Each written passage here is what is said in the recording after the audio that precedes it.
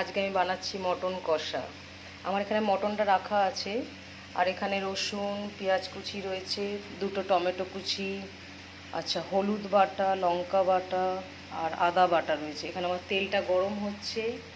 আমার তেলটা গরম হলে তারপর আমি পেঁয়াজটা রসুনটা ছাড়বো।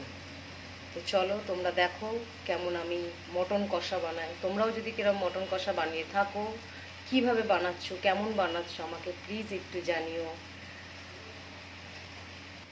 তেলটা গরম হয়ে গেছে, আমি রসুনটা দিয়ে দিলাম।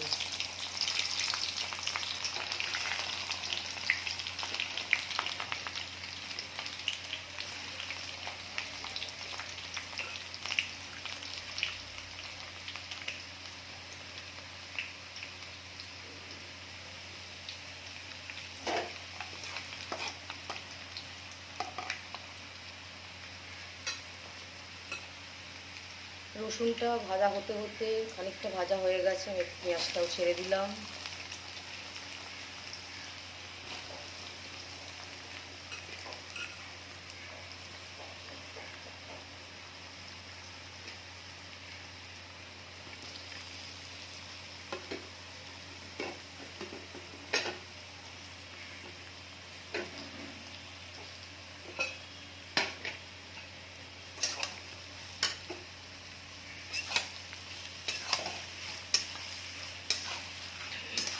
পেঁয়াজটা ভাজা ভাজা হলে তারপরে আমি সব মশলা টশলা দিয়ে কষবো।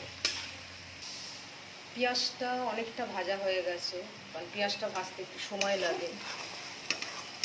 পেঁয়াজটা অনেকটা ভাজা হয়ে গেছে, তো এই পেঁয়াজটা ভাজা এরপর আমি দেবো শুকনো লঙ্কা বাটা, হলুদ বাটা। এবার আমি দেবো মশলাগুলো। হলুদ বাটা,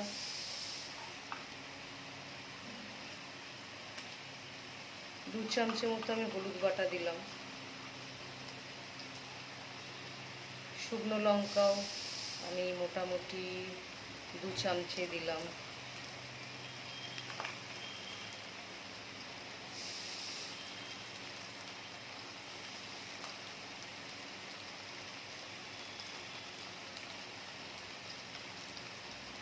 আর আদাটাও দিয়ে দেবো, আদাটা রেখেছি, আদাটাও দিয়ে দিলাম।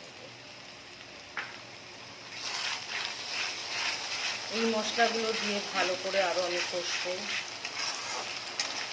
মাটন মানেই হচ্ছে ভালো করে কষে কষে কষে কষে তেল বার করা। মাটন ভালো করে কষতে হবে। যত তুমি মাটন কষবে, মশলা কষবে, তত তার টেস্ট বেশি। আর বাটা মশলা দিয়েছি, যদিও আমি বাটা মশলা আমাদের ভালো করে না কষলে বাটা মশলার একটা গন্ধ বেরোয়। বাটা মশলাটাকে ভালো করে কষতে হবে।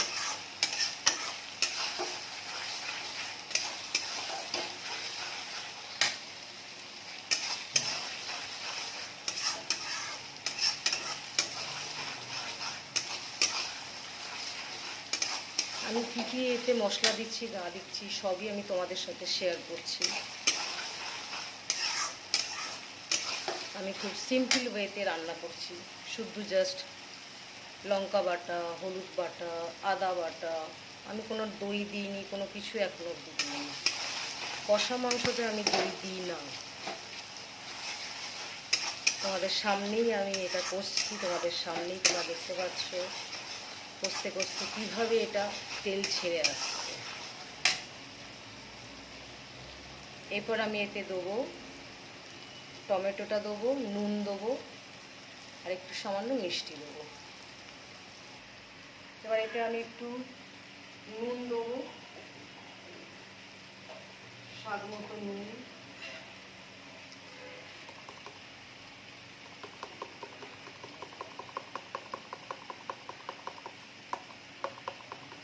স্বাদ মতো নুন দিলাম, আর সামান্য চিনি দিলাম।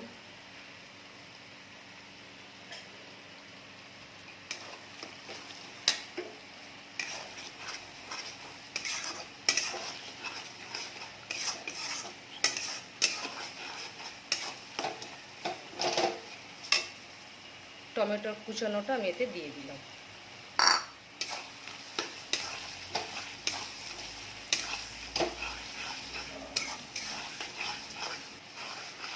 টমেটোটা এখন অবধি গলেনি, টমেটোটা গলতে সময় লাগবে।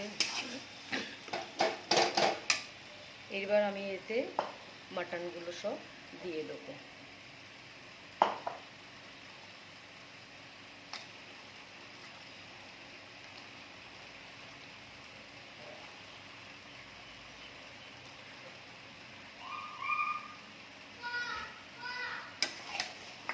মাটনটা দেওয়ার পর এই মাটনটাকে এখন ভালো করে কষতে হবে।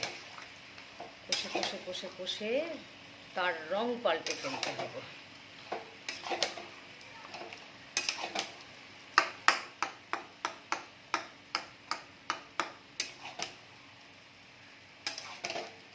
এখনো অবধি আমি মটন কিন্তু কষে যাচ্ছি, দেখতে পাচ্ছ তোমরা।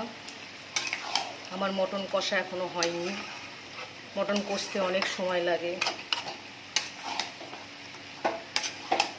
তাকে তার মতো স্বাদ দিতে অনেক সময় লাগে। সেই স্বাদটা আনবার জন্যেই আমার এত খাটনি, আমি এত কষছি। তোমরা দেখতে থাকো।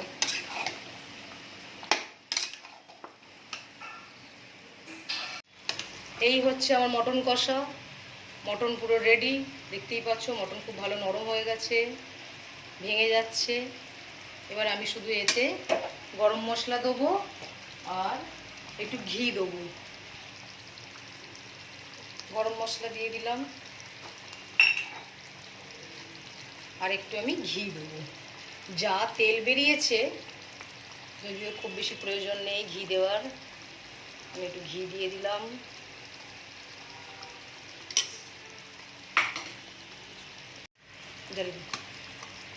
ঘিটা গলে যাচ্ছে।